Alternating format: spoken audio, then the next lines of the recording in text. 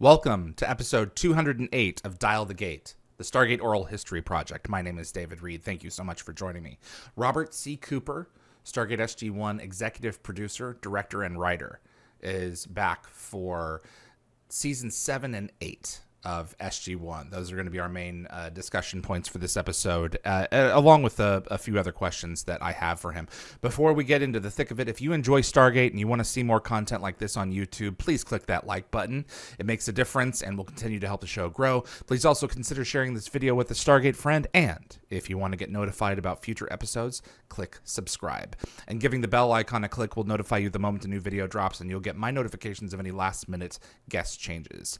And clips from this live stream will be released over the course of the next few days on the Dial the Gate and GateWorld.net YouTube channels. As this is a pre-recorded episode, the moderators will not be taking questions for Robert, but enjoy them all the same. Enjoy the show all the same, and we'll definitely be inviting him back soon to answer more fan questions. But for this particular episode, we wanted to go into detail with SG-1 seasons 7 and 8 specifically. Here is my interview with Robert C. Cooper. Enjoy. Robert C. Cooper, executive producer, writer, and director, Stargate. Sir, I'm always honored to have you. I'm glad to have you back, and we have a lot more to talk about. Yeah, I'm excited. So the big news since we've last spoke is that the WGA and SAG-AFTRA are in full strike mode. You are Canada-based, and I wanted to know how it's affecting the work up there and what your thoughts are on it before we get into the Stargate stuff. Yeah, I mean, I'd love to talk about that, but I think there's another topic that might take some precedent over that. I mean, are we not going to talk about the fact that there's aliens? So I don't. What do you think? Do you really think it's an extraterrestrial thing, or do you think it's I don't a know psyop? I think we are in the age of you can't believe anything anymore. Like, I don't know what to believe, honestly. And I feel like there's a lot of stuff that is, I mean, I'm going to sound like a conspiracy theorist now, but it feels a lot like there's a bunch of distractions that are being thrown out there that are kind of taking our attention away from the more important things. It makes you wonder how much of it is designed as a timing is everything. Sure. And you're right, I'm with you. I don't know what to think. I mean, part of me, is like, well, I kind of grew up expecting, at some point to have that be an actual revelation. But even if we did, even if they presented all this evidence and short of a cloned Asgard with no mind, personality imprint, walking out of through a door at a press conference, I mean, even then, there'd be plenty of people who'd be like, "Oh, that's not real." They're saying they have one of those, so I don't know. Let me put it this way. If it's not true, then it's really weird that they're spending all this congressional time and energy on it.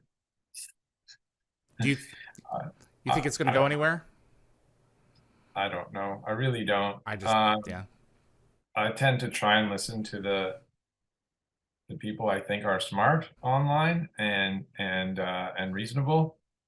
But it is drawing people's attention quite a bit. It sure is. And there is I can't ignore it could just be the rise of technology as well. I can't ignore the interesting phenomenon that all of this craze really began when we started nuclear testing, or at least it's based on what I've seen and read.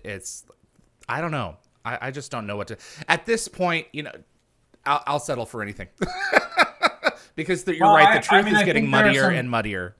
I think there are some pretty interesting and I'm gonna call them theories, but I think they're much more than theories. I think they're really good concepts that explain how we are actually built to invent stories and believe in fairy tales and um, conspiracy theories.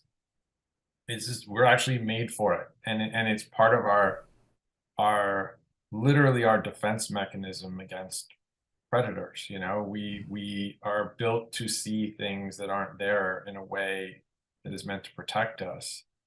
Um, and we've turned it into a form of storytelling. Hmm. And I find the whole thing kind of interesting. And the thing is, though, sometimes the predator is real.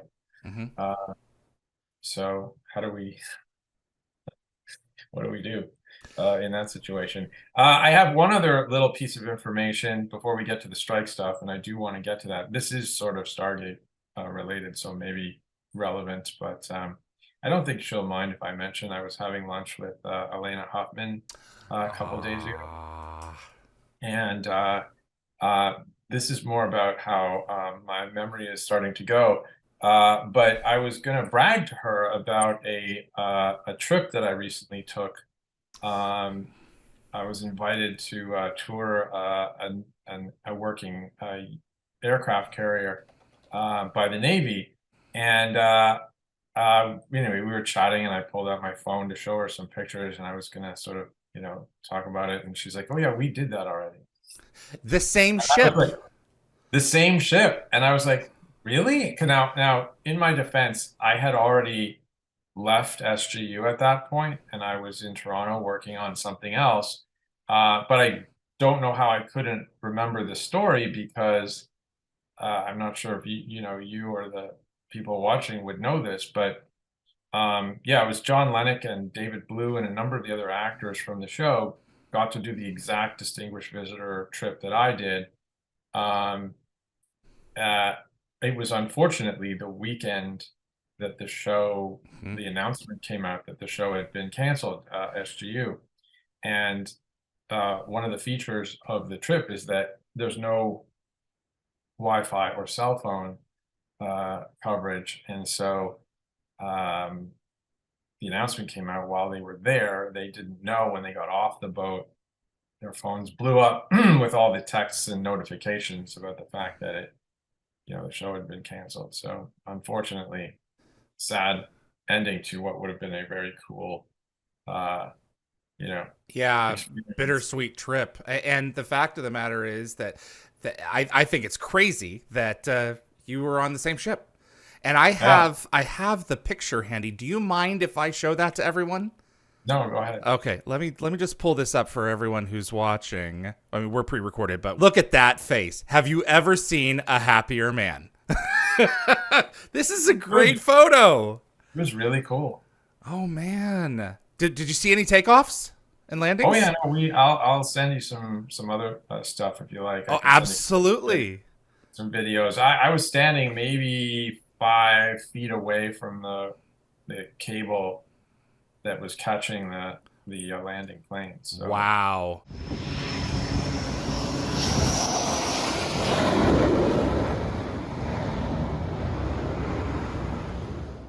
I assumed there was some kind of a Stargate connection there because it was the Carl Vinson, and it was like I think that's just the boat they use for I see. these. It's also potentially just a. I mean, look, there's only 11 That's true. aircraft carriers, so there's some, and some are stationed, on the East Coast, and some are obviously off on tour. So there's only a certain number that rotate in and out of San Diego. So it's not that unusual that it would be the same one. Was that your first time on an aircraft carrier? Oh yeah, yeah. What'd you think?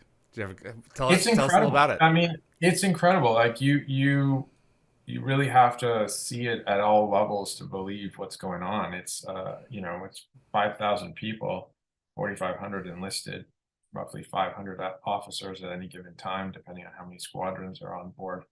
It's a city unto itself with its own culture and an incredibly diverse group of people drawn from all walks of life, uh, and living in in some cases very stressful and difficult living conditions. So How long were you there?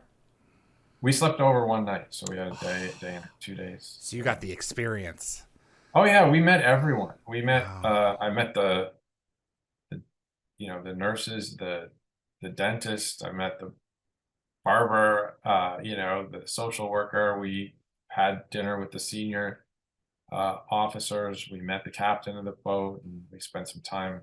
I don't, up in the crow's nest while they were doing,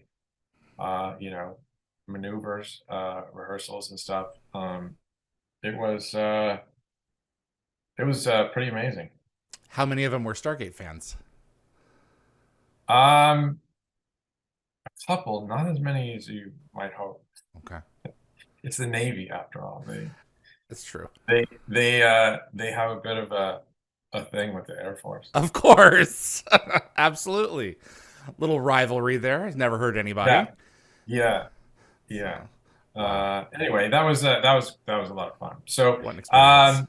to go back to the strike, yeah, I mean it's a look, we're at a turning point in history as far as the industry, as far as AI and what's going on there. We've talked a lot about that, which continues to evolve at a really frightening pace.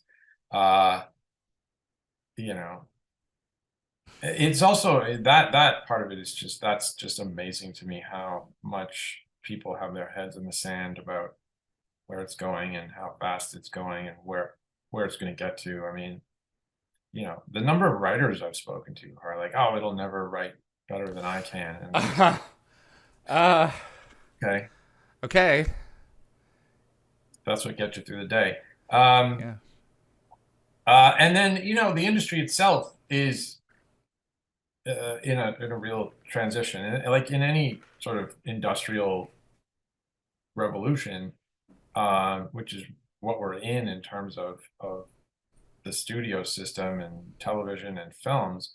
You have a tremendous period of growth as people try to become the dominant player in the space, Hmm. and vertical integration.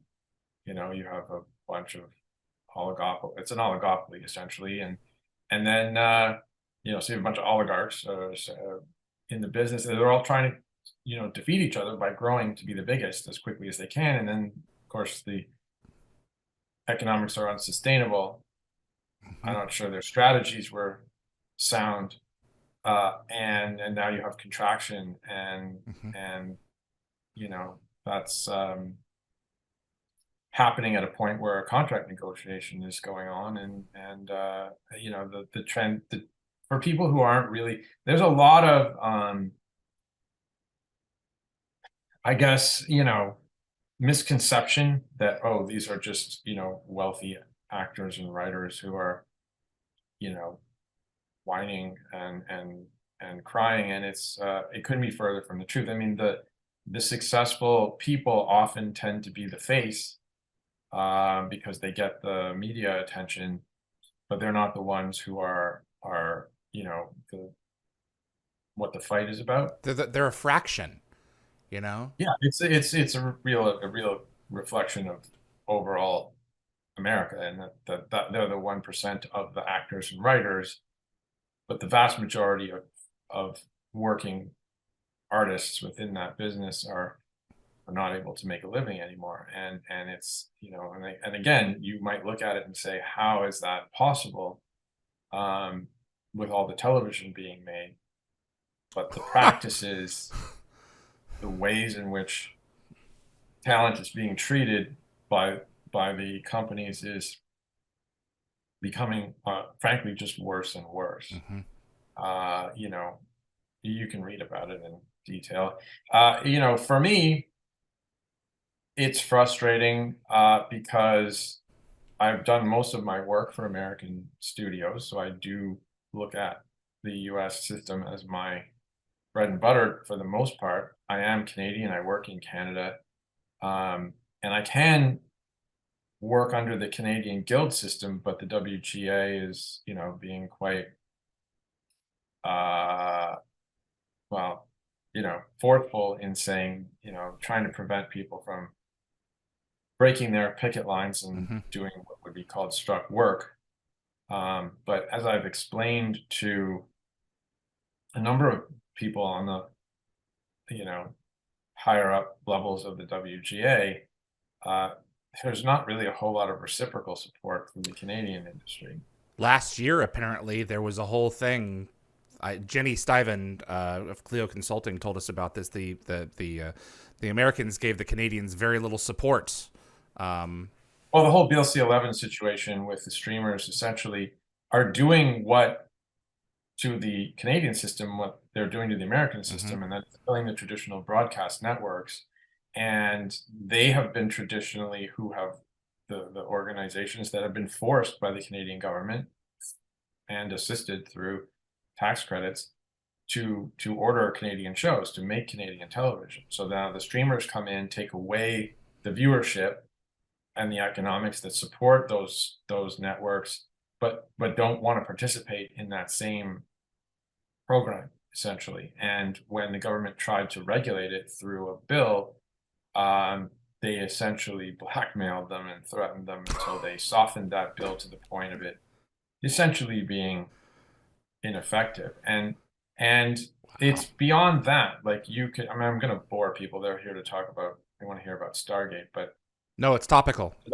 but the truth is, Canadian producers have been priced out of the game by American productions. So, budgets just can't match up. And when you say, oh, why don't Canadian shows, aren't as good or look as good or whatever, it's like everything across the board over the last 10 years with much bigger budget streaming shows coming to shoot in Canada and taking advantage of the tax credits that the government provides here are driving up costs, like cost of everything, cost of crews, cost of locations, cost of equipment, um, almost making it impossible to make Canadian television. And the WGA participates in that without ever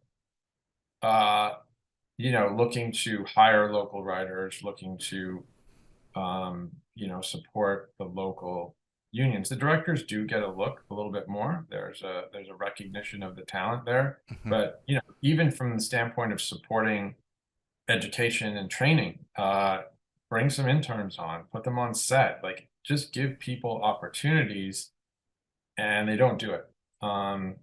They will send people up from the US before they hire somebody local. So it's there's absolutely no reciprocal uh, kindness from the guilds down south. But yet when they're on strike, they expect us to go on strike with them Yeah, it doesn't seem without the benefit. right. Exactly. Absolutely. Well, we there has to be reciprocity, or there's no respect for the work. I have had the privilege of speaking with a number of the post production people who have now been available to do more work because they're at a standstill, and one of them told me he doesn't expect work to come in until at the earliest December, and that's a person who more than likely is going to be okay, more than likely. But the number of people behind him, it's like this is so damaging and so infuriating. And Yeah, and it's damaging to like everybody, up and down the line, yeah, crews who work, depend on these jobs yeah, week to week. All the support companies that service production, catering and stuff. I mean, you laugh, but that's their bread and butter. yeah, No pun intended. Um, it's terrible, and the companies are really, they're behaving in such a way that it's clear they're just happy to have a couple of quarters of lower costs for their bottom line, rather than taking this seriously in any way. Yeah, it's going to be interesting to see how this shakes out through the rest of the year, and God help us if this, continues to go on much longer. But I think it will. I mean, I think we're looking at early 2024 before this gets settled. But I mean, I'm not right, of an course. expert or a prognosticator, so. Um, can you do me a favor and tell me what it was like working with Brad Wright all of those um, nearly 2 decades. Yeah. Um, There's you're two, partnered through much of this.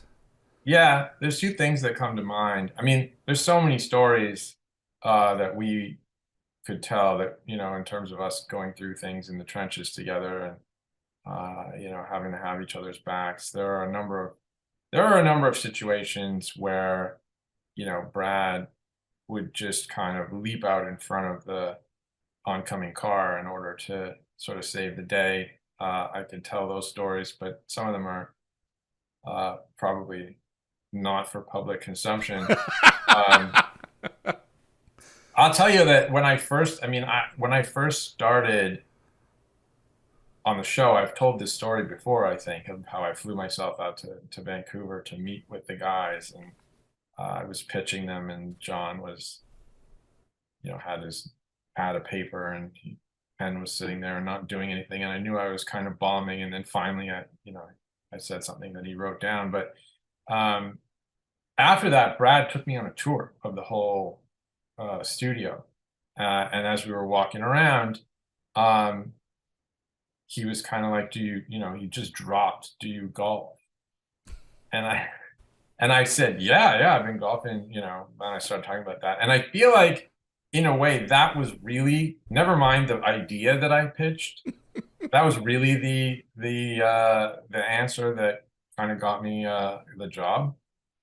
Because I don't know if anyone's talked about this in any of the interviews you've done, but we would take golf trips with the writers and the crew, um, sometimes a couple times a year. It would be kind of our way of blowing off steam, but they were also like just ways to kind of get together and have some fun and have some drinks, and it was, I guess the justification for it would be called team building, but it was, yeah, that was him kind of driving that bus, and it was like amazing. Wow. Uh, the thing about creatively with Brad, I think, you could boil it down to this sentence. I have an image. Like he would come in one day in the room and be like, I have an image for this. And a lot of his writing would be around that, right? Like he would take that image or a thing he wanted to do and then build his story around it. And then the story was good, but it always started from this one central image or idea, whether it was a ship flying into the corona of the sun or a room that turned, 360 degrees, a set that was like going to roll and people would have to walk on walls. Like he was thinking that way. He was often, very motivated by it's weird because he called himself a playwright and he liked to write two people in a room or whatever, talking to each other all the time. But he also was very driven by whatever a visual idea. Yeah, that was his hook. Yeah, And you've talked about thematically a lot of the time is where your thoughts would come from, like you want to do a story about revenge, or this that they percolated right. that way. So I think the two coming together is a good mix. Yeah, yeah. And yeah, look, obviously worked for a very long time. So Would you like to work together again one day, or would you yeah, would you be open to that? sure. I mean, uh, we each have our own ideas, and we're also both kind of at the stage of our career where, you know, uh, we're looking for things that are gonna uh, kind of be interesting as opposed to just working for work's sake. So Mhm. um, there isn't a whole lot of stuff being made in Canada. So Mhm. I think that the relationship that you two had in creating, one of the tentpole staples of that genre cannot be underestimated. The work that you guys put out. I mean, at one point, 120 hours of television in 3 years. No one does that. No one will ever do that again. well, Taylor Sheridan does it. I mean, Well, I mean, okay, fine. I think Shonda Rhimes does it. There are people who do it. Yeah, I mean, I don't really recommend it, to be honest with you. Um, it's quite demanding, and maybe doesn't always result in uh, you know peak quality.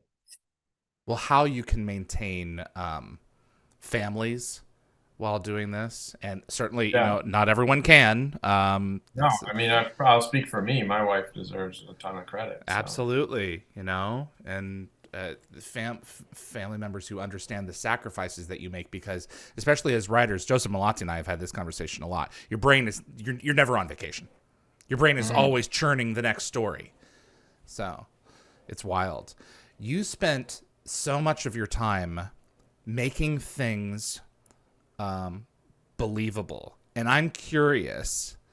I don't think I've asked you this before. What was for you, do you think, one of the more far-fetched plot or story elements for the franchise, where you guys were like, or you yourself was like, I think this is pushing it. We can do it, but we're really asking the audience to suspend their disbelief on this one.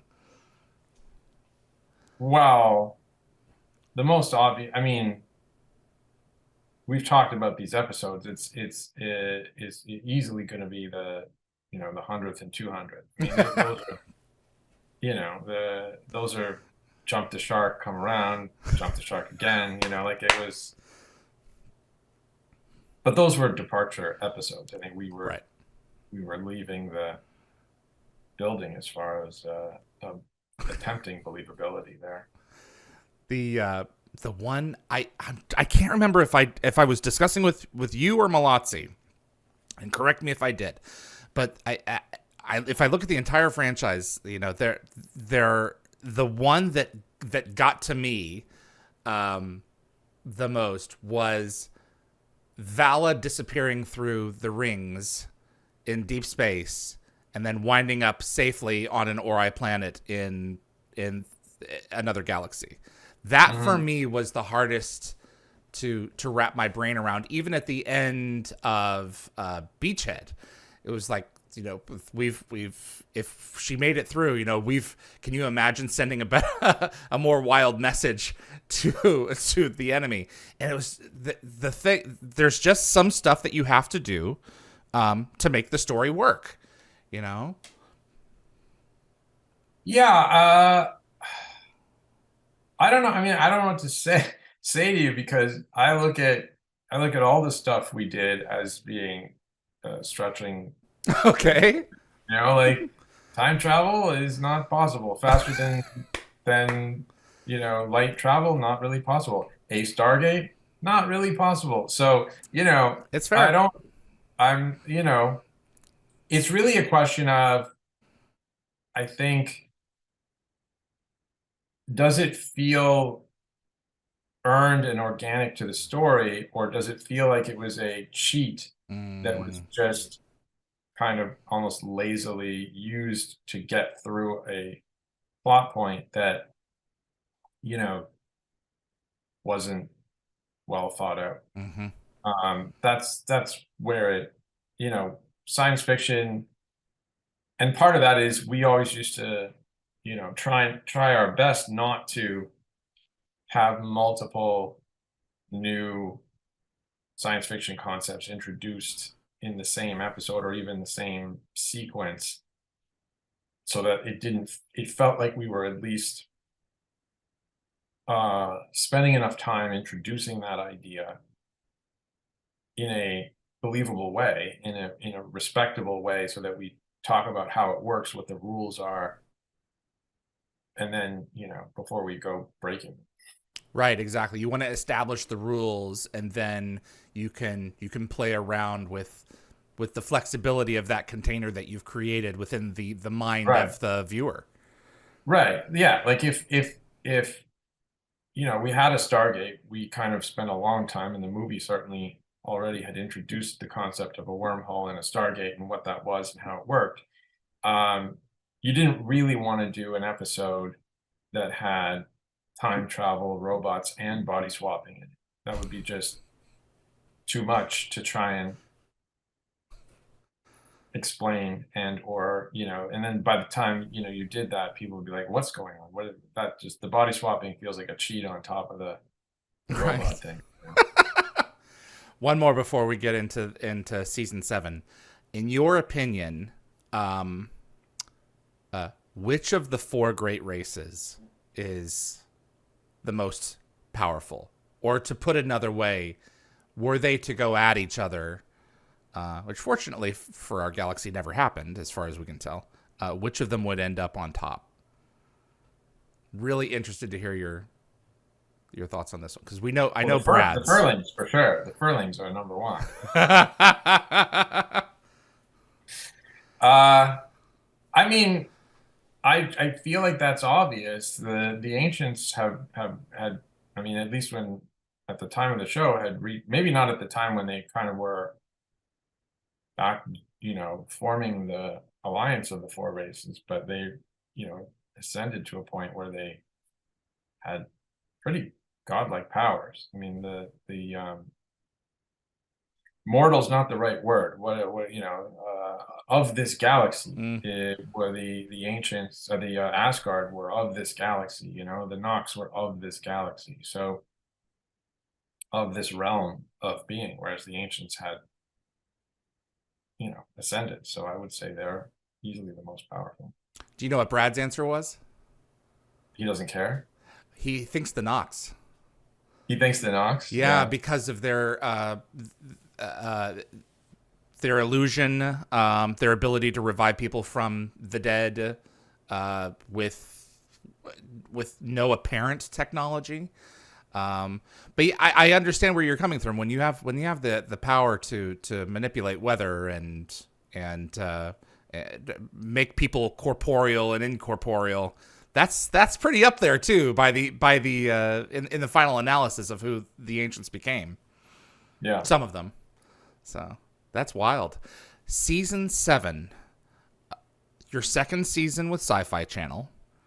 How far into season 6 did you know that they wanted to bring you back for another round? At that point, I feel like there was a decent assumption of inevitability. We always were waiting for the actual official pickup, but we were doing so well for them at that point.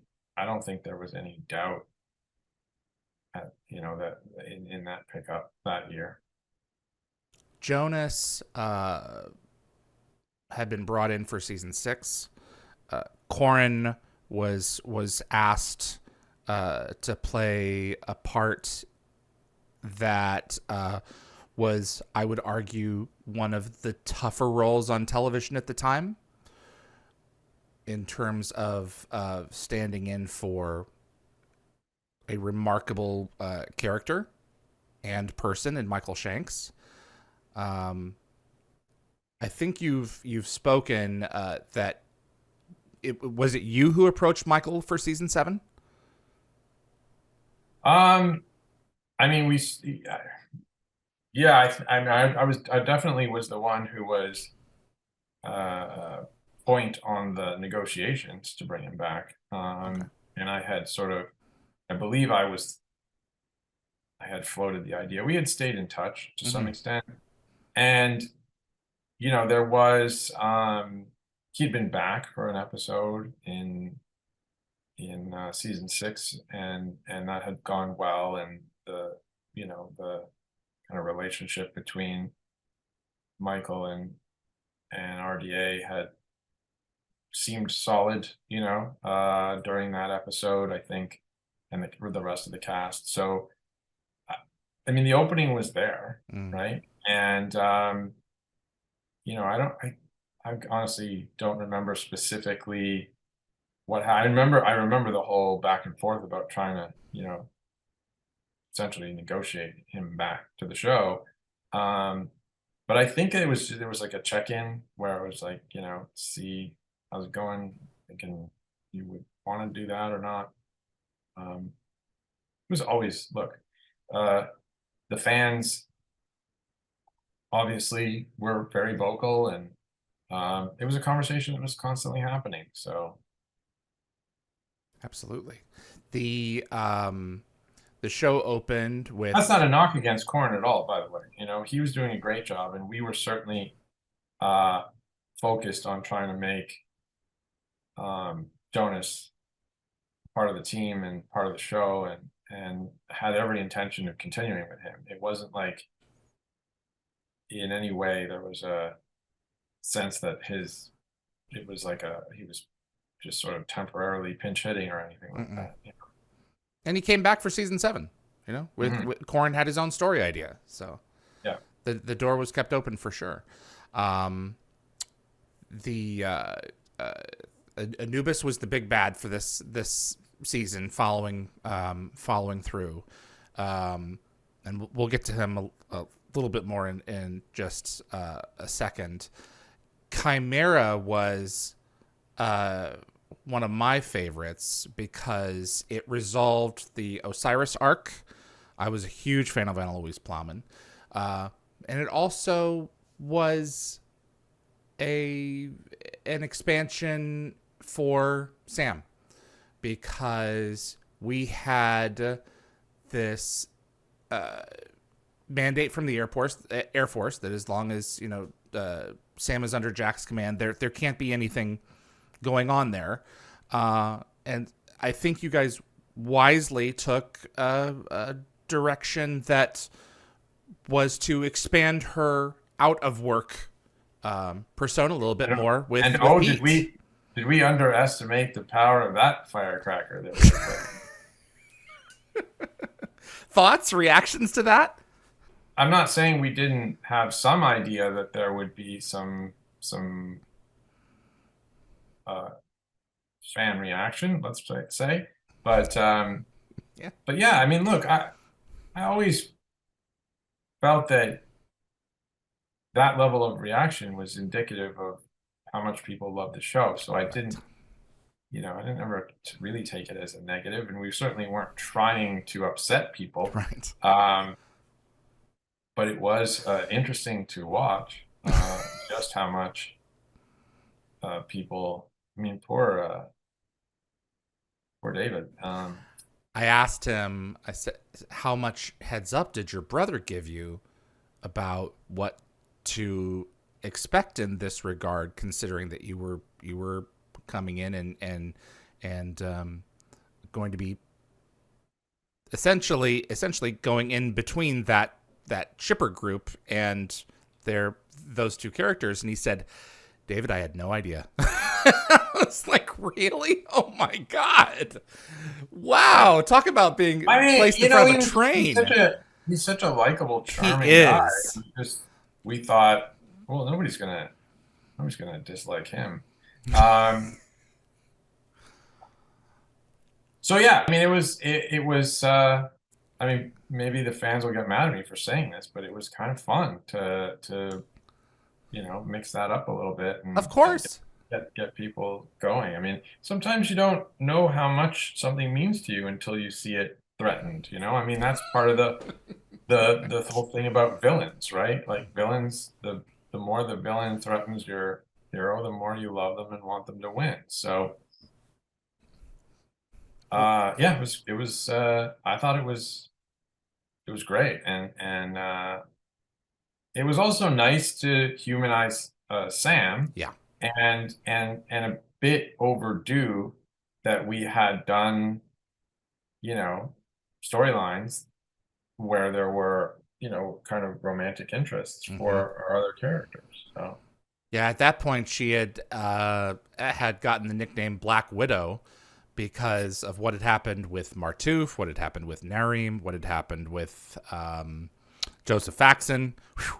And I think the working title for Chimera was Black Widow Carter, if I'm not mistaken.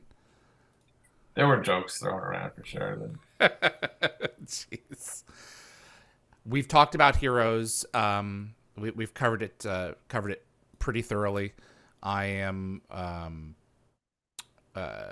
going to reference that people view some of our earlier conversations for Yeah, that because, but I will not minimize its significance to the season 7 story, other than to say that had you known in advance that the show was going to continue for 10 years, would you have changed anything about that particular episode, or would you, in hindsight, have left it as it is?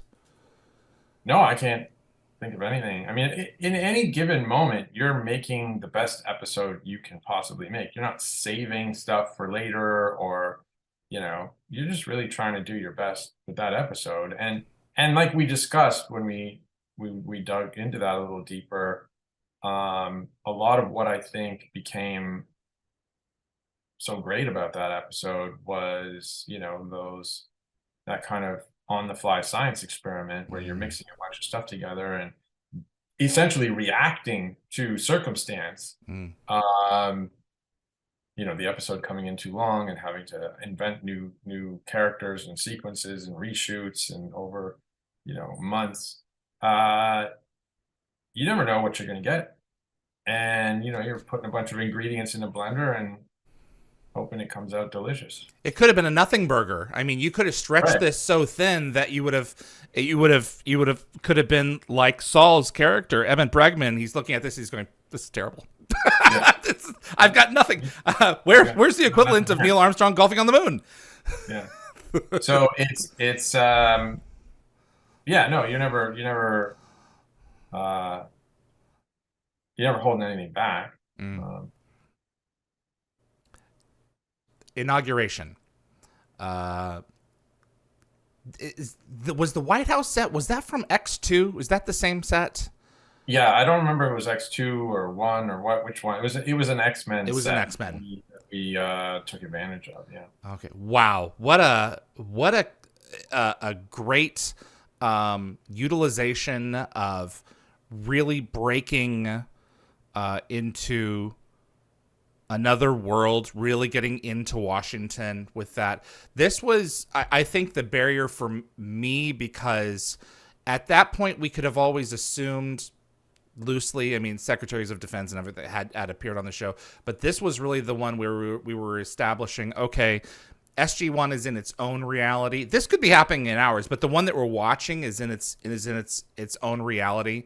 What was it like getting to watch the show go in that direction?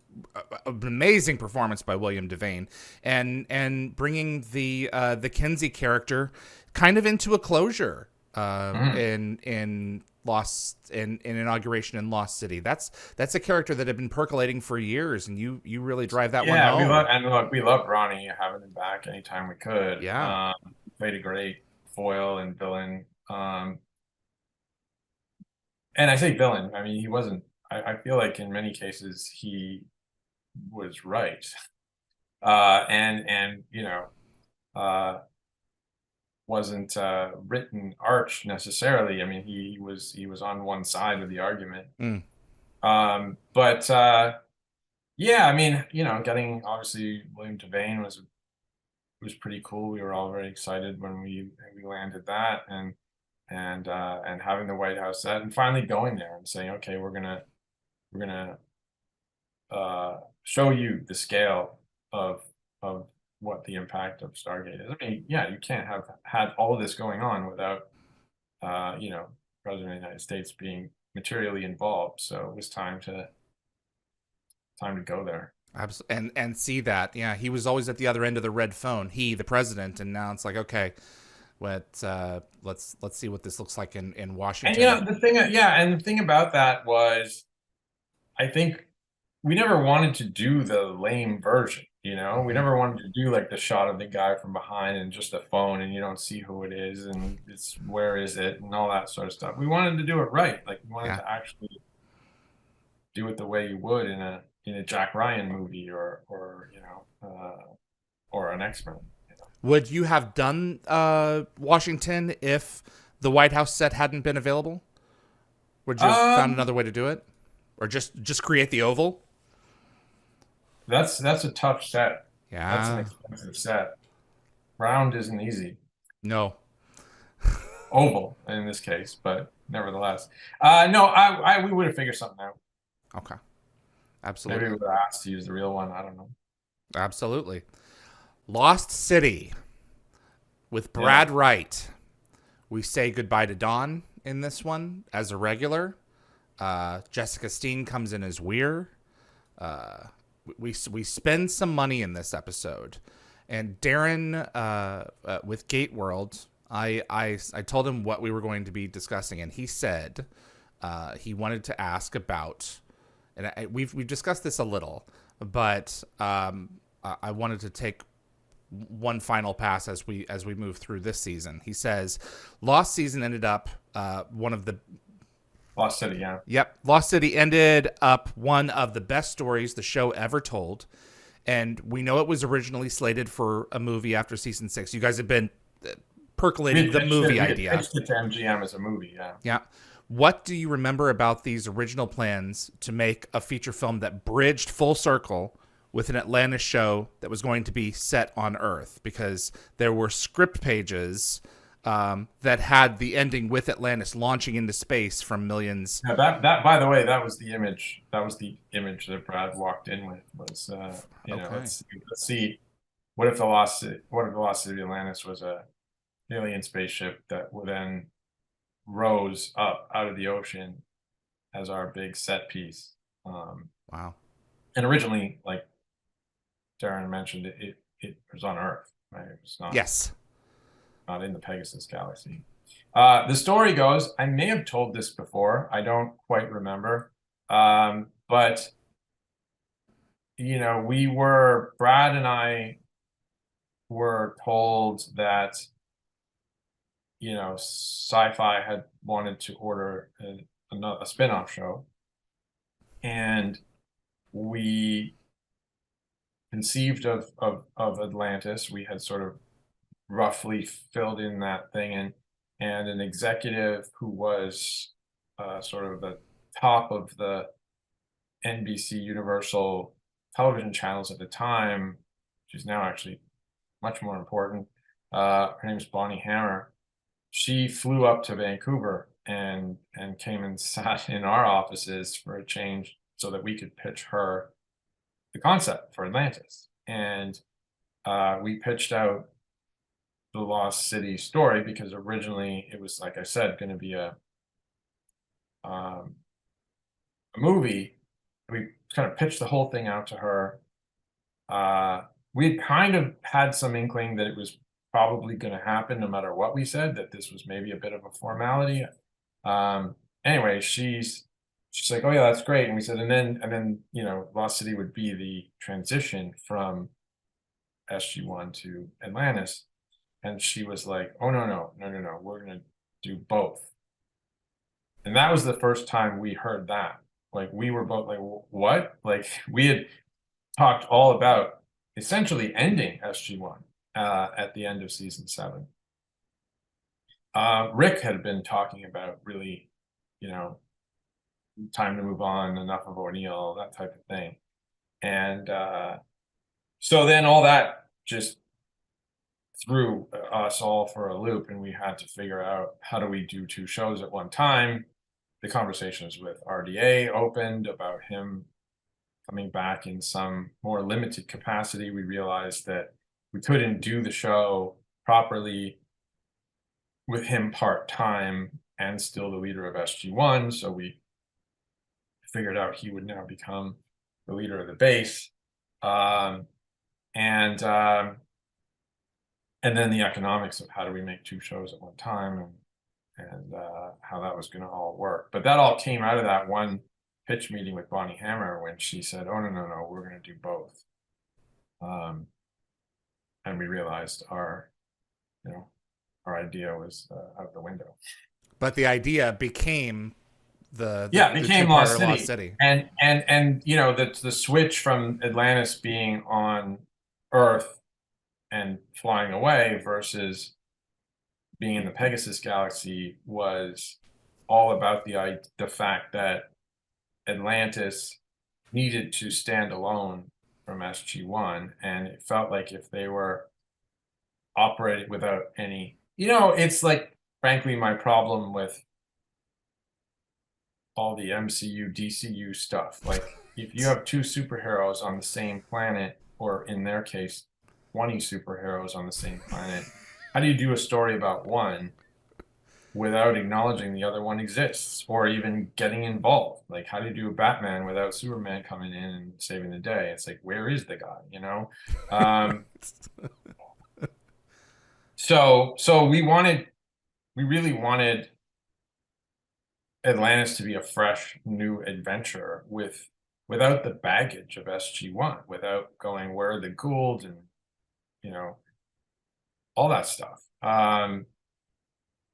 So, and the replicators. So wanted to start with a clean slate, and the best way to do that was to kind of start fresh in a new galaxy.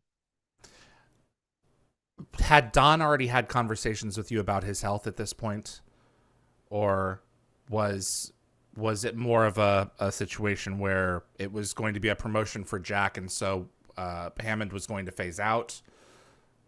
Do you recall the sequence of that? I mean, Don was a gentleman. Like, he was just the loveliest guy. And I think he had felt quite lucky to have had the opportunity that he did. I don't think he totally, he took it amazing and wasn't resentful at all. He was grateful for having had the chance. So absolutely, and he returned for Atlantis, and he returned for SG-1. He was, and Continuum. He was always in the family, and 200. And no, I mean, no, just to button your question, I mean, he really didn't make a whole deal out of his health issues. So okay, so he was a trooper. Yeah. Okay. He was never a guy looking for sympathy about things like that sort of thing. Oh no. I wouldn't want to infer that he was. I would assume that he would want to keep you apprised of what was going on in his life, just as as much as any of the actors are. So yes, we were aware. Okay, absolutely. Season 8, 40 episodes a year. Obviously, all department heads were aware of the situation, that we're going to be doubling our workload. And there was a new opportunity here to start amortizing some of these resources across 2 shows, which I'm sure presented its own issues and challenges. There was no choice. I mean, right. Atlantis was woefully under budgeted in the first season.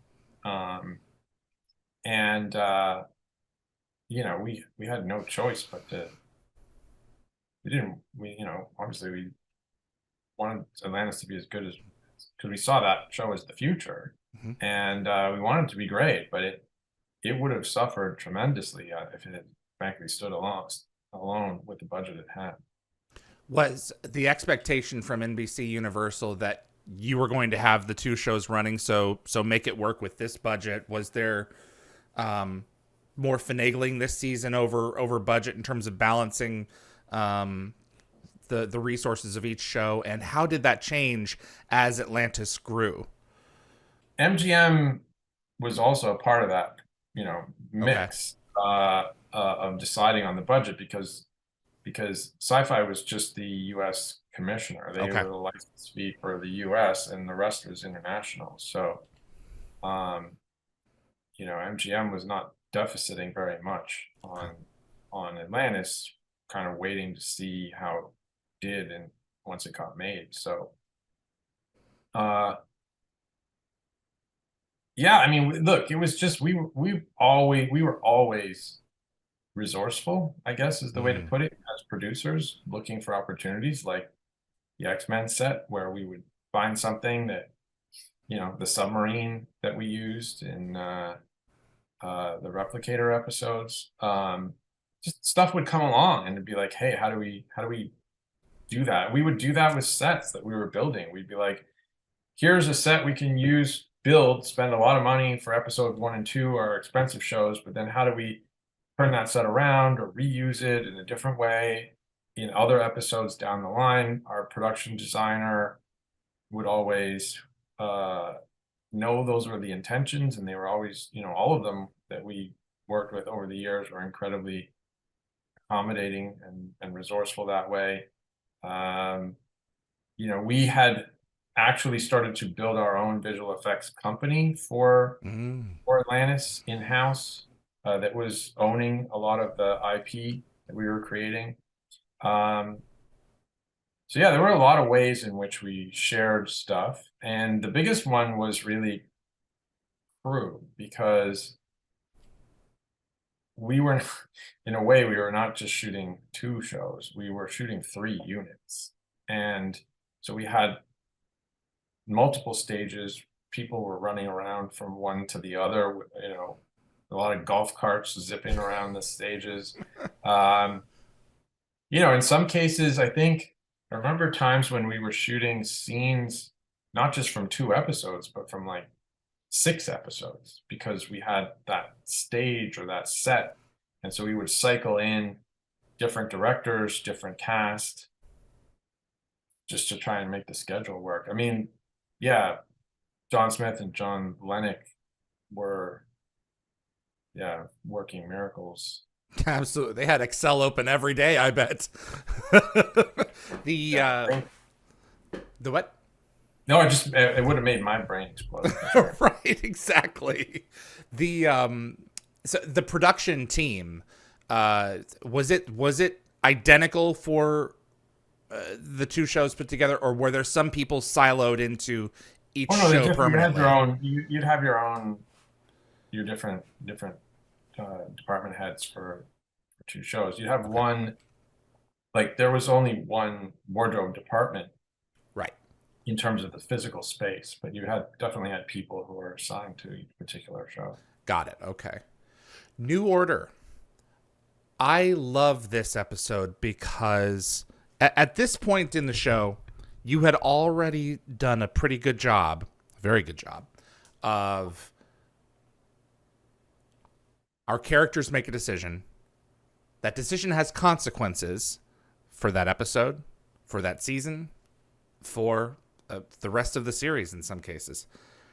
For me, this one, and for many fans, was the hardest pill to swallow because we took advantage of a sentient being. And we knew that story thread was dangling out there. And in this episode, Sam really has to deal emotionally and physically with the consequences of that decision. Tell us about New Order. We talked all the time on the show in the writers' room about ethical and moral dilemmas, and Mm. that those were the greatest moments of heightened drama. Mm. Like harkening all the way back to Carter deciding whether she was going to take that elevator down to be with a little girl while she exploded. Yeah.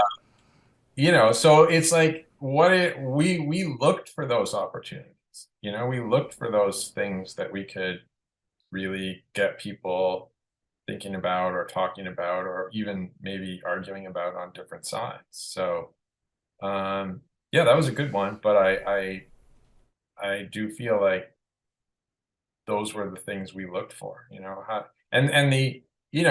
that's a bit of a it's a bit of a chestnut, it's a bit of a thing that gets done a lot. It's always effective, but the age-old question of, do you sacrifice the few or the one to save many, and what's the number that throws that Right. into balance for you as the decision maker. Mm-hmm. But yeah, it's the trolley. I guess The trolley problem. trolley argument. Yeah, the Where question. where in the process, if I remember correctly, the decision to make a replicator version of Sam came very late. Can you tell us about that?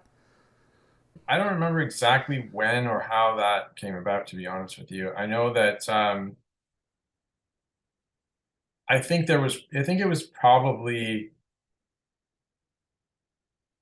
there's probably some hesitation at some point along the way to kind of repeat ourselves. Mm. And it was like, how's this going to be different? How's this, Sam had already been a Tok'ra, and it's like, oh, we're gonna have the enemy, you know, become Sam again.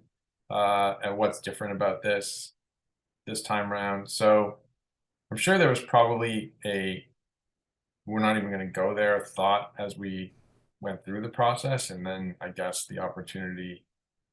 I think in that case, I know I was excited about the image, the visual, you know, uh, idea of just having a human replicator, one of our leads with replicator blocks on them. Yeah, a clone, basically.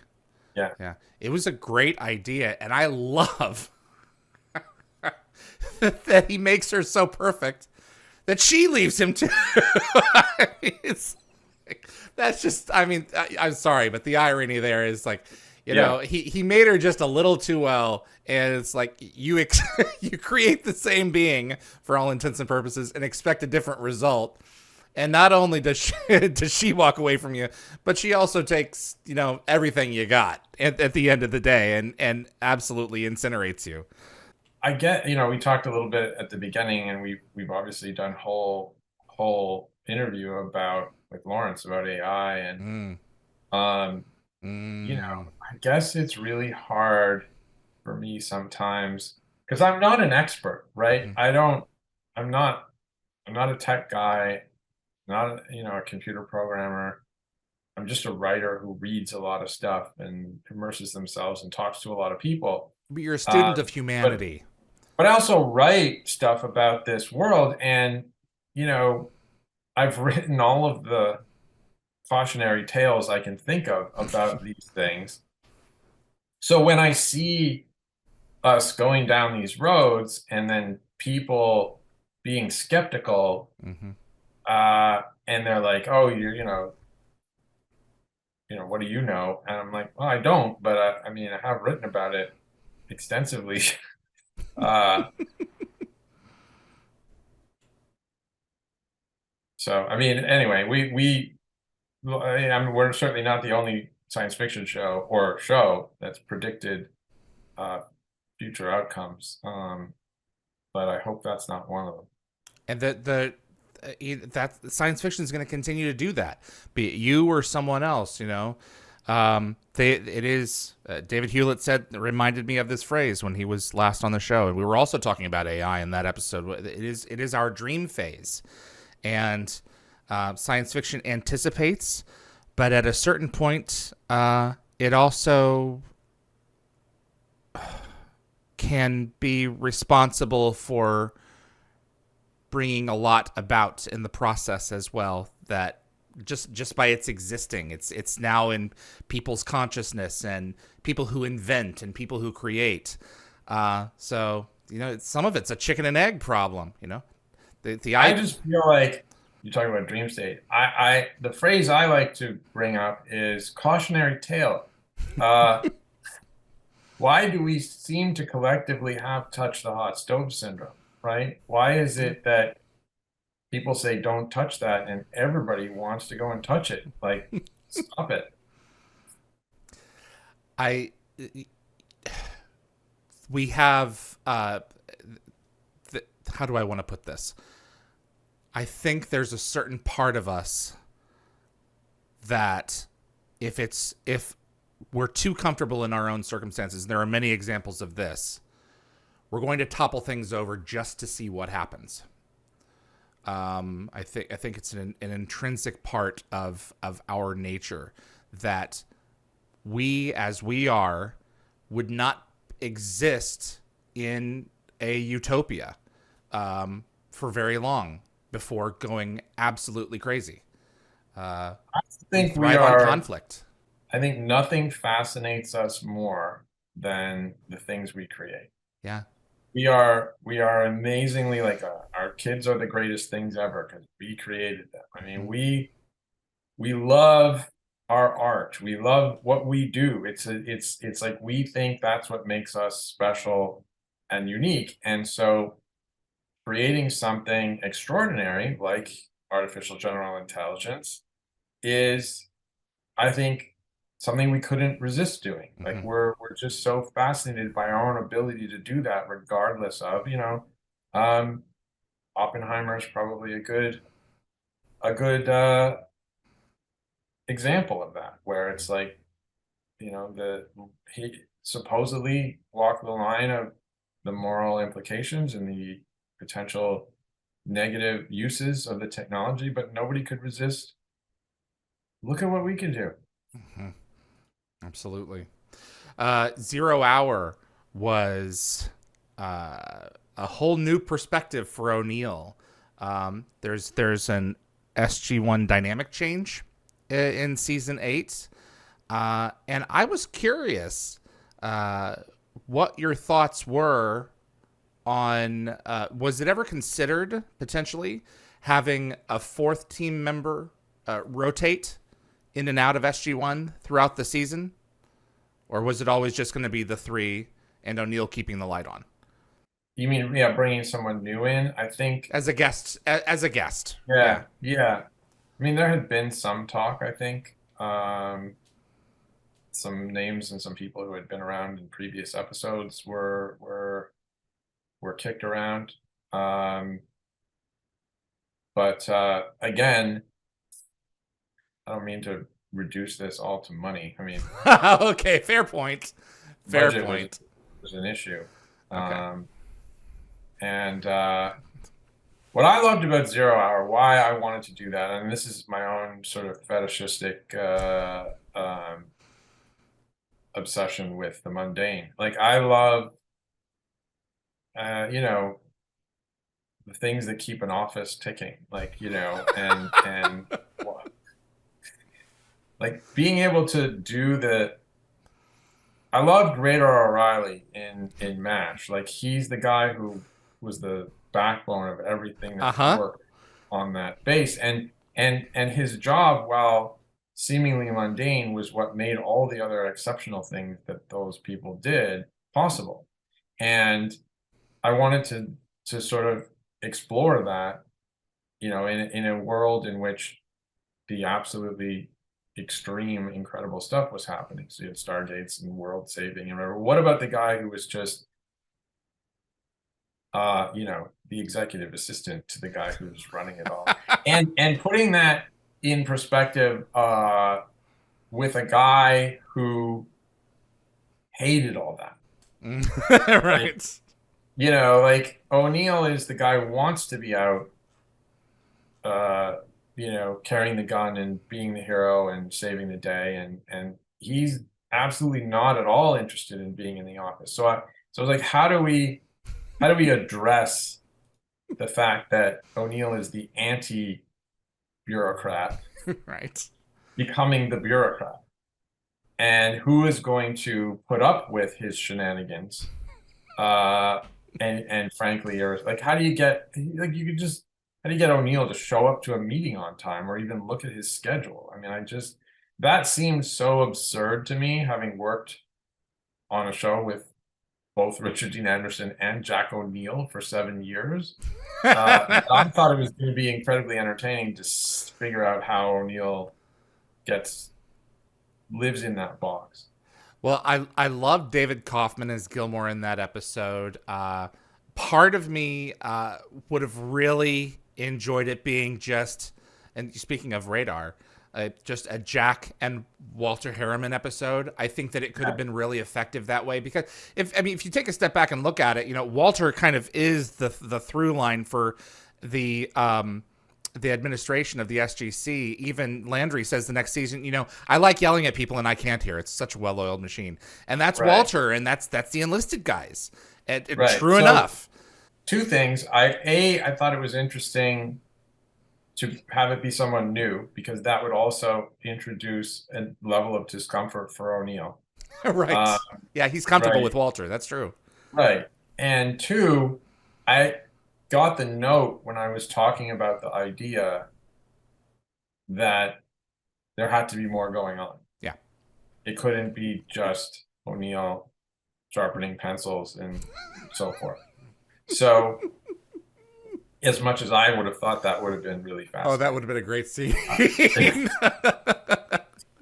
But so then we had to sort of invent the sort of undertone story of the kind of espionage kind of stuff going on, the ulterior motive for that character who was in the episode, and the through line of Jack writing a letter to Hammond and just finishing it with never mind. But I also didn't want we didn't want to impose that on Walter. Right. We didn't want Walter to be sort of spying on O'Neill. That's true. Yeah, you want the threat to be exterior. And I love in the end he knew all along what the nature of that character was. Well, he wasn't supposed to tell you. Yeah, well, don't tell anyone that I knew. Oh gosh. Covenant. This speaking of prescient. Right, exactly. Charles Shaughnessy. What an unexpected, a great addition. It named him another character in the episode, Colonel Sheffield, as a nod. The guy does a great job of playing this kind of Elon Musk-esque figure who's just had enough. And he's going to expose aliens for everything that they're he's just believes in you create a character that just believes that the truth is more important than anything, and he goes on this journey of maybe not having people who oppose the position of your heroes, but who are also right. Yep. Like Emmett Bregman, and like I said, Kinsey to some extent, although he kind of was a bit of a jerk at times. But these people aren't necessarily wrong. And I mean, the dilemma of whether to keep the Stargate program a secret or not is an interesting one. That's one of those ones where you can argue both sides. And so I think it was high time we kind of really put that to the test. Yeah, and not only is it just Stargate Command, but you've also got the Trust. We've named them down. They're not just the Rogue and ID. They're separate, and they're not going to let him expose what is their considerable fortune building behind the scenes here. It's literally the conspiracies that everybody is throwing around right now. Right now, exactly right. Yeah, I love that character, and I love that you guys got him. I think that he would have been. I always wondered what happened to him, and I always thought he would have been great on Destiny. But it would have. I mean, it would have required bringing in Charles Shaughnessy for that show. Because I think that he would have been a great asset on Icarus Space. He would have had to have been out there doing something. You're not just going to get this guy to hide under a rock. Right. So, but it's just it's the constraints of a show. So, Citizen Joe, talk about great guest stars. How? And we've talked about this a little bit before, but Yeah. one of my favorite episodes ever. Even being a clip show. I mean, that was like we were at the point where it's like, oh my God, we cannot possibly do another clip show. How does this? How do we do that? And yet, when that idea presented itself, um, it just seemed like brilliant. You know, just how do you not do that? At what point? And is it John Lennox who comes up to you and says, based on everything that we're looking at here, we're going to have to do an episode that pulls. Before we get into that, We had how been does there. that? I mean, we it wasn't like one. You have to understand these conversations are happening all the time. Okay. 24/7. We're looking at the ticking clock of our budget Okay. and going, okay, at what point is the studio gonna give us a call, and how bad is it? And a lot of times you also aren't 100% sure. Like there's a bit of a smoke and mirrors game that goes on with budgets, so you're kind of guessing Mm-hmm. at what the actual number is. Um, but yeah, we had been doing it long enough that we knew we had overspent at the beginning and we needed to kind of show some savings on an episode. And then it's kind of like, well, what's the draw of that episode? And for us, it was like, oh my God, we're gonna get Dan Castellaneta. That's Absolutely. like Who? there had been already a whole backstory, obviously, forever with O'Neill and Rick saying dope and being a Homer Simpson I forgot to fan. tape The Simpsons. Yeah. Did Yeah. did that? Was Dan aware at all, or what was anyone at Matt Groening's office aware of Stargate's love for The Simpsons, or was it just coincidence? Well, Rick bought he bought access to a table read of The Simpsons as a charity thing, Ah, and then he met. I think he met Dan okay. before he came on the show because of that. So that was part of the reason we felt like there was an opening there to approach him. And then and then obviously after that, Dan wrote the episode where Yep. O'Neill is at the convention in The Simpsons. So it kind of became a whole thing. But yeah, I mean, Dan was really super pumped about not being Homer Simpson, Yeah. about like playing a character, and like he would not do the voice. Like he was I'm Dan Castellaneta and I'm playing this part. I'm not Homer Simpson. And then I remember sitting at lunch with him and Michael and Rick one day, and he just kind of slipped into it without knowing, or maybe he did, I don't know, but it was just like, oh my God, I'm sitting here with Homer Simpson. And we get that when he's balled over crying Yeah, outside of the, I think, his residence, or it yeah. was great. It's like, he's there. I just also love the idea of, kind of making fun of ourselves a little bit with this guy who is literally writing our episodes and having them trashed and rejected by low-level sci-fi magazines. I think it's a This Valentine is to the not good fans. enough. Right? No, it is. I think it's funny, but I think he is. I think Joe Spencer is a Valentine to fans, because he is us. In terms of getting a front row seat to the escapades of this team, and he feels for them like we do. And I don't look at him, as anything other than a fan just like us. Never have. Mhm. And I think it really was well achieved. It's also like it's a cliche because it's true that as a writer, the first question you always get asked is, where do you get your ideas? And it's like that. I love the idea of being able to have fun answering that question. you Did think they just pop into your head as a dream, but actually it was a magic rock you touched at a you know and a man, yard sale. that magic rock became such had such a foothold on the rest of the franchise. I bet you didn't have any idea. No, Wow. Wow. Yeah. no. Using it for the rest of the show. Um, But we did that all the time. I mean, you've that's talked a true. lot about the fact that we were kind of opportunists that way. Once we created something, a piece of technology, we would often really take advantage of it. Absolutely. It's now been established. Uh, I, I I don't want to belabor it, but I'm curious. You alluded to like the studio's calling.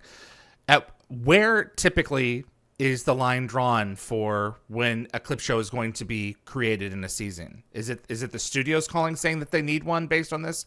Is it No, it's like I said, I mean, there are always going to be layers of conversations okay? going on between us, between the the line producers on the show, the production executives at the studio, and then the head of the studio. And it's Okay. sort of when it gets to that, we're having a conversation with the head of the studio, and he's like, "Yeah, so I noticed you're whatever $1 million over this Okay. season," and we're like, "Don't worry, we'll get it back. We always do." So you never set out to do one, or do you? Um, sometimes at the beginning when you're actually gonna spend a whack of dough, you're like, we're gonna have to do one at some point. So it kind of hangs over you. And we got a little on Lost City, I think we did get a little bit of extra money, like a little bit of a bonus bump for Lost City. Um, but but yeah, I mean we typically would earmark the first two episodes, the mid-season two-parter and the last, episodes of the season as Mm-hmm. being our bigger shows, more expensive ones, and then find ways to economically, um, make that up in other episodes. Yeah. Yeah, we've got money for Proclivers Tale and us. We're gonna have to figure out how to do Antarctica. Okay, we got it. Yeah, it's a big jigsaw puzzle. Yeah. So, um, threads. We've talked about threads. Bringing back Omadasala, tying her to Anubis. I thought that was great, and that made a lot of sense. Oma has kind of been. We knew that she was doing stuff that she shouldn't be doing. And we tied her to Daniel as well. Obviously, he's important to her story. Was it finally time for the Jaffa to win their freedom? Yeah, and I mean, you talked about this. I think we mentioned it before, but um, this was like one of the biggest, most painful arguments I've had with the Mm, studio, and one of my sort of, I think, uh, failures in some respects is the shorter version doesn't have all that in it. I mean, we had to figure out how to cut, what to cut. It was a big problem, and then again the issue with this studio releasing the short version on the DVDs when it was always supposed to be just for the broadcast version. Um, yeah, it was just really annoying. yeah, I'm grateful Just for that. people who don't know, I mean, just for people who don't know, we cut a long version. I had conversations with Sci-Fi about airing that 90-minute version, but syndication, it becomes too complicated the way they sell the show around the world. They wanted a 44-minute version, which was our standard show length. So we cut a version, but I did not ever want anyone to really see that episode that way or have it be the legacy of that episode. Um, and so I was assured that the version that would go on the DVDs and that would sort of end up on streaming eventually would be the 90-minute version. And somebody, I don't know, not really paying attention or caring, was taking that short version off the shelf, and we just gave MGM such shit about it. Well, sure. Um, they ended up, refunding people the Wow. money for the DVD. Yeah, If they mailed in the DVD, they would send them the 90-minute version. absolutely. Yeah, they could mail. I did the same thing. Absolutely. Um, I would imagine for streaming, it's great because there's no compression of time. What broadcast versions for like international? The show is airing all the time. Is Threads the longer version of Threads intact for those?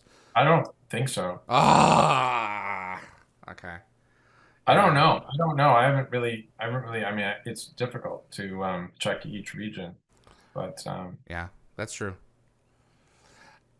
I've heard, and again, I haven't validated this, but I'd be curious to know if you know.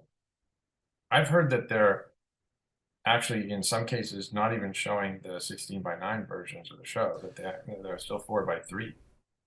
Yes, in many What's up with that? cases, I don't understand why this is so hard, where they can't get the 16:9 cuts available for the time that Stargate Command was operating online at stargatecommand.com.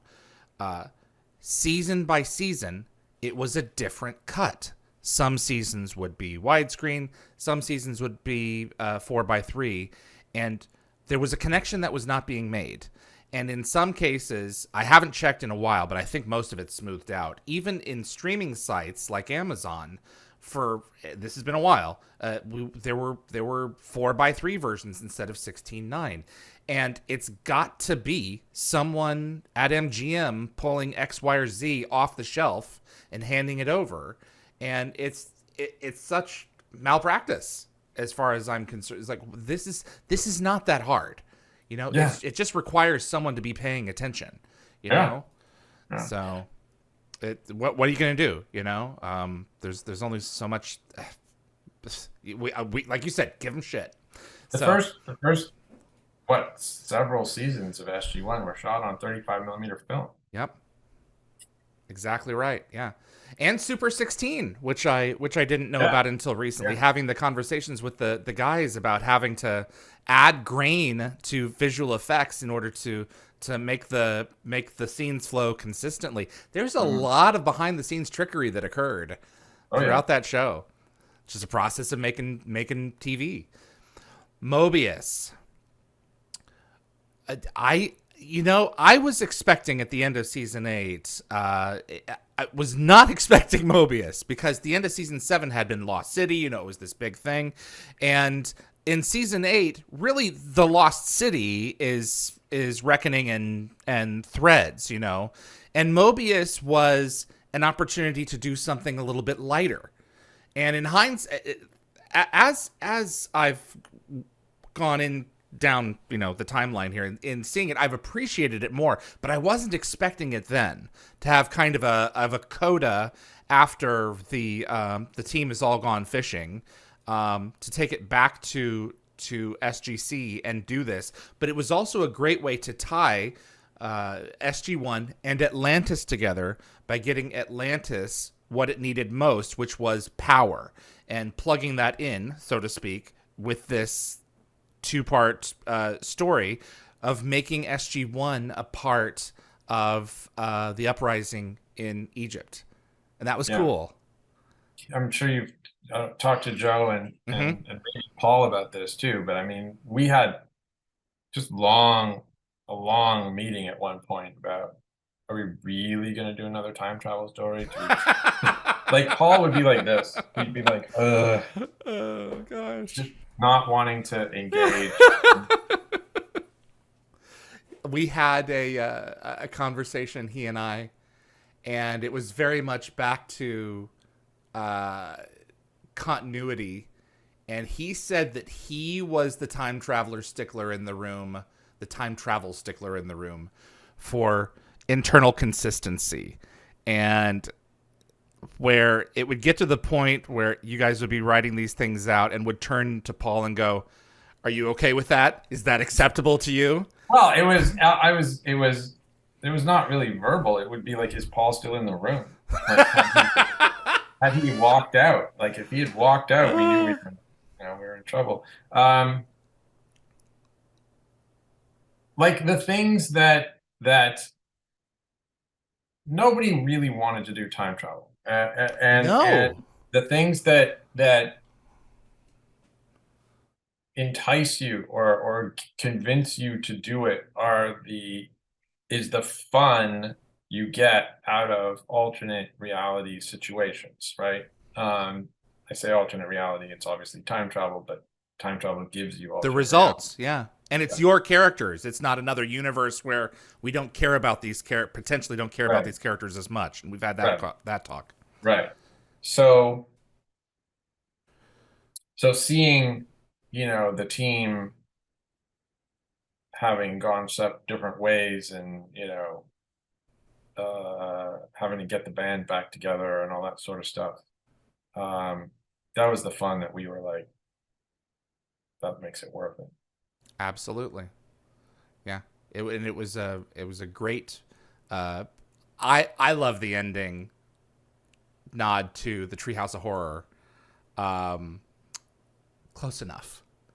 And that caused such a debate in fandom because fans are like, if that's changed, what What else else has of the changed? continuity has changed? And Joe was very vocal at the time of saying, everything's the same. It's fine. It's a gag. Go watch The Simpsons Treehouse of Horror with the lizard tongues. Yeah, You yeah, know, at least we didn't give that to SG1. That would have been a little too on yeah. the Well, and nose. too expensive. We couldn't have really afforded to do that on an Yeah. And ongoing basis. so it's I always felt you can ask Darren this. I always felt that the show that SG1 should end with the team fishing. It's kind of like that through line that started with season 3 with O'Neill trying to get Sam to go fishing, and in many respects that is the case because season 9 Stargate Command was its own had its own identity, and there was something very poignant about buttoning up the show with this family just going and being with each other, and even when they're not running and gunning down Gould halls, escaping replicators, they choose to be with one another. Yeah, Yeah, that was yeah, for sure. I loved it. Robert, this has been fantastic. Always a pleasure. As always, and I really appreciate you taking the time, and thank you for the insight into the strike and what's going on up there, and we're gonna get through this. So Yeah. Well, hopefully. we will. It's just a question of when. So Yeah. thank you for taking this journey with me, sir. All right. Well, and thanks to everyone out there still, interested in following Stargate and watching the show. And you guys have made our lives great. So, Absolutely.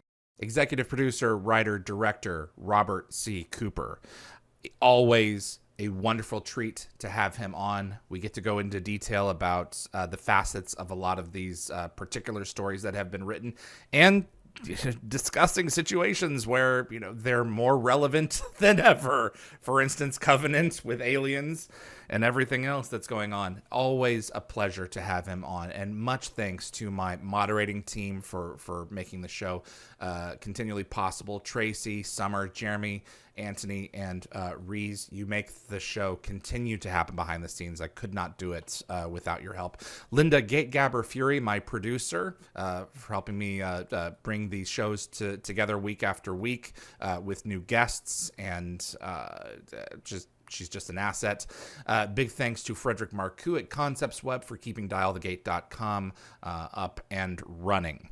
We've got a number of new interviews heading your way.